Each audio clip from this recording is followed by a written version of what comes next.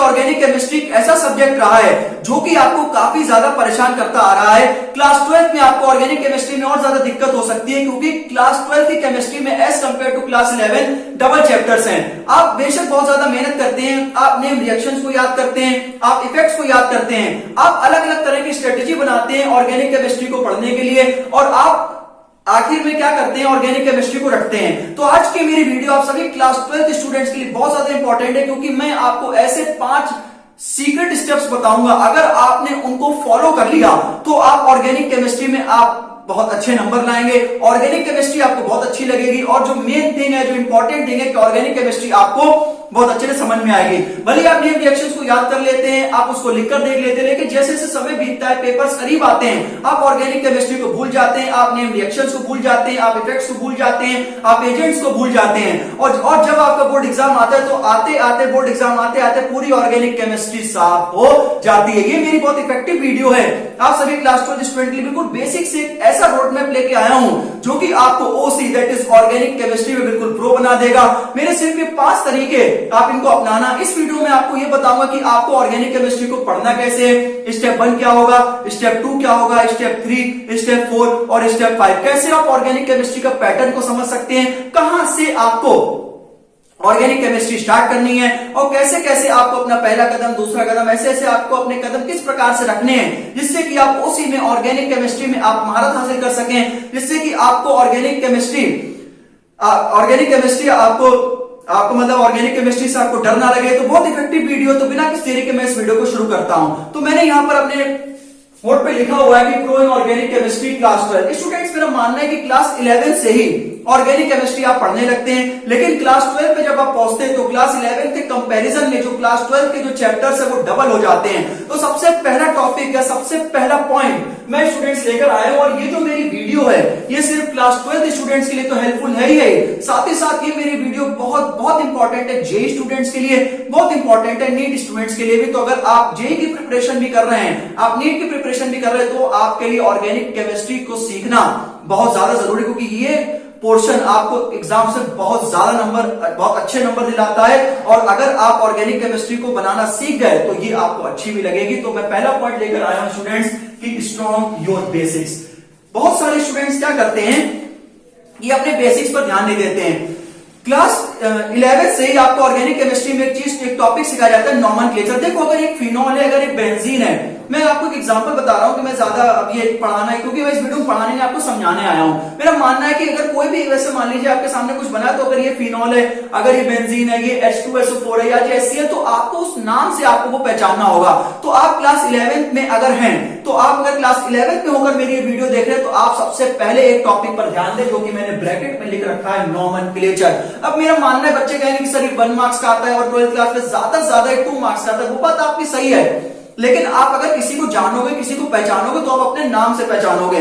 तो मेरा मानना है कि स्टूडेंट्स, अगर आप क्लास 12 की ऑर्गेनिक केमिस्ट्री को स्टार्ट कर रहे हैं, अगर आप क्लास 12 की ऑर्गेनिक केमिस्ट्री को अच्छे से सीखना चाहते हैं, तो मेरा पॉइंट ये है कि आप सबसे पहले अगर कोई टॉपिक ऑर्गेनिक केमिस्ट्री में ओसी में स्टार्ट करें तो वो है नॉमेनक्लेचर। नॉमेनक्लेचर को अगर आपने बहुत अच्छे से समझ लिया, क्योंकि नाम से ही आप जानेंगे ये फिनॉल है, नाम से ही आप जानेंगे कि ये बेंजीन है, नाम से ही आप जानेंगे ये टॉलिन है। कहने का मतलब ये है कि सबसे पहले आप क्या सीखे, नॉमेनक्लेचर सीखे। तो सबसे पहला स्टेप, अगर आप ऑर्गेनिक केमिस्ट्री को सीखना चाहते हैं, चाहे क्लास 11 की हो, आप 12 की हो, जेई की हो, नीट की हो, तो आपको सबसे पहला स्टेप क्या करना चाहिए, सबसे पहले आपको सीखना चाहिए nomenclature. I think what I am saying, ठीक है ना। उसके बाद आता है GOC, general organic chemistry. General organic chemistry में आपके बहुत सारे इफेक्ट्स हैं, मेसोमेरिक इफेक्ट है, आइसोमेरिक इफेक्ट है, ठीक है ना। फिर आपको ऐसे आइसोमेराइजेशन आप पढ़ते हैं, तो ऐसे बहुत सारे आपके इफेक्ट्स हैं जिनको कि आपको जनरल ऑर्गेनिक केमिस्ट्री में आप इफेक्ट्स, आपको ऐसे तो बहुत सारे हैं, इसके कितने से आपके नाम ले दे, तो मैंने यहाँ पर लिख रखा है इफेक्ट्स। तो सबसे पहला जो आपका टॉपिक है, सबसे पहला आपको क्या करना है, नॉमेनक्लेचर के बारे में पढ़ना है, और फिर आपका जो जीओसी है, जनरल ऑर्गेनिक केमिस्ट्री में जितने आपके इफेक्ट्स हैं उनको आपको बहुत अच्छे से प्रिपेयर करके चलना है। तो मेरा पहला स्टेप आपको समझ में आया होगा कि सबसे पहले तो आप नॉमेनक्लेचर को तैयार कर लें, और दूसरे में आप सबसे पहले तैयार करें जनरल ऑर्गेनिक केमिस्ट्री में इफेक्ट्स, ठीक। उसके बाद जो तीसरा चैप्टर है हाइड्रोकार्बन, जो कि आपने 11th क्लास में भी पढ़ा होगा। हाइड्रोकार्बन में जो आपके रिएक्शंस है उनको आप बहुत अच्छे से रिवाइज कर लें, क्योंकि ये एक ऐसा चैप्टर है जो कि आपको बहुत ज्यादा हेल्पफुल होगी क्लास 12th में तो वही, साथ ही साथ जेई में, साथ ही साथ नीट में इससे हाइड्रोकार्बन से रिलेटेड बहुत सारे क्वेश्चंस आते हैं। तो उनके सारे रिएक्शंस को आप बहुत अच्छे से रिवाइज कर ले कि उसमें कौन कौन सी रिएक्शंस हैं, ठीक है ना। जैसे आपने रिएक्शन सुना होगा, वुड्स-पिटिक रिएक्शन है, वुड्स रिएक्शन है, साथ में आप और भी बहुत सारी रिएक्शंस है, तो उनको आप जो है बहुत बढ़िया से याद कर ले। हाइड्रोकार्बन एक ऐसा पोर्शन है ऑर्गेनिक केमिस्ट्री का, अगर आप ऑर्गेनिक केमिस्ट्री को बहुत अच्छे से सीखना चाहते हैं तो हाइड्रोकार्बन, आप मेरी बात को समझ रहे होंगे कि हाइड्रोकार्बन में और भी कई सारी चीजें आती हैं, तो उसमें आप क्या करें, सारे रिएक्शंस को बहुत अच्छे से रिवाइज कर लें। ये जो आपके सामने चौथा पॉइंट है, इससे मैंने बादल इसलिए बना रखा है क्योंकि वो आपको कहते हैं ना कि उड़ता है फिरूं इन हवाओं में कहीं, ठीक है ना। मास्टर योर मैकेनिज्म, मेरा मानना है कि जो बच्चे हैं वो रटते हैं कि सर ये मैकेनिज्म है, ये आएगा या नहीं आएगा। अरे आप सबसे पहले ये देखो कि आपको मैकेनिज्म में क्या करना है, मास्टर हासिल करना है। मैकेनिज्म में आप ये समझ लो कि हम कर क्या रहे हैं, उसमें रेजोनेंस हो रहा है या उसमें कुछ भी है, मतलब जैसे करके, ठीक है ना, कि हाँ चार इधर घूम रहा है, चार उधर घूम रहा है, चार इधर से यहां पर आ रहा है, तो ऐसे करके स्ट्रक्चर जो बन रहे हैं, आप ये समझे कि हम कर क्या रहे हैं, उसके मैकेनिज्म को समझे, तभी आप उसको सीख पाएंगे। मेरे कहने का मतलब ये है कि आप जो कर रहे हैं, अंडरस्टैंड मैकेनिज्म, जो कि उसके टॉप पॉइंट है। समझ में आया कि आप मैकेनिज्म को समझे कि हम ये कर क्यों रहे, रेदर देन कि आप रट रहे हैं उसको, ठीक है ना। अगर देखो रटोगे आप तो आप भूल जाओगे, अगर आप कोई चीज को रटोगे तो आप क्या करोगे, भूल जाओगे। तो मेरा मानना है कि अगर आपको मैकेनिज्म अगर आपको अच्छे से आगे कि हम कर क्या रहे हैं, जैसे अगर मान लीजिए हम कोई कन्वर्जेंस वगैरह कर रहे हैं, हम ये क्यों कर रहे हैं, या फिर मान लीजिए अगर हमें कोई नेम रिएक्शन अगर हम कर रहे हैं, नेम रिएक्शन को नेम से याद कर रहे हैं, तो अगर उसकी मैकेनिज्म को याद कर ले तो काफी हद तक हमारे जो काम है वो क्या होंगे, आसान हो जाएंगे, ठीक। उसके बाद स्टूडेंट्स आता है कि आपको क्वेश्चंस को आप कैसे करेंगे। तो देखो सबसे पहले तो मैंने आपको बता दिया, आप नॉमेनक्लेचर पे सबसे पहले आप उस पर महारत हासिल कर लो। उसके बाद आप जो जनरल ऑर्गेनिक केमिस्ट्री में आपके जितने सारे इफेक्ट्स हैं आप उनको एक पेज पर लिख लो, उससे तैयारी करो। तीसरे में आप हाइड्रोकार्बन से रिलेटेड पढ़ लो। चौथे में आपको मास्टर योर मैकेनिज्म, उनके टॉप पॉइंट्स है कि आप मैकेनिज्म में क्यों आप ये कर रहे हो, हम क्यों कर रहे हैं मैकेनिज्म में, इसकी जरूरत क्या है, इसका फिजिकल सिग्निफिकेंस क्या है। अगर आप उस तक पहुंच जाओगे तो आप मैकेनिज्म भी अच्छे से कर लोगे। फिर practice students, more and more question. फिर आप जैसे देखो, मेरा मानना है कई सारे बच्चे ये कहते हैं हमसे कि कई सारे बच्चों का ऐसे कहना होता है कि कन्वर्जेंस है तो क्वेश्चंस है, कभी कभी क्वेश्चन से ही हम कन्वर्जन को सीख लेते हैं। तो ये दोनों चीजें हैं, समझ में आया कि आप क्वेश्चंस की भी ज्यादा से ज्यादा प्रैक्टिस करें। एक बात और जो मैं आपको बहुत अच्छे से समझाना चाहता हूं कि आपको अगर ऑर्गेनिक केमिस्ट्री सीखनी है तो आप ज्यादा से ज्यादा प्रैक्टिस मोर क्वेश्चन, ज्यादा से ज्यादा प्रैक्टिस करें क्वेश्चन की। लेकिन सबसे पहले मैं ये आपको कई सारे वीडियो मैंने केमिस्ट्री पर बनाई है, क्लास 12 में बनाई मैंने आपसे। Students blindly to be very honest, आप उस पर ट्रस्ट कीजिए। आप सबसे पहले एनसीईआरटी को कवर कीजिए।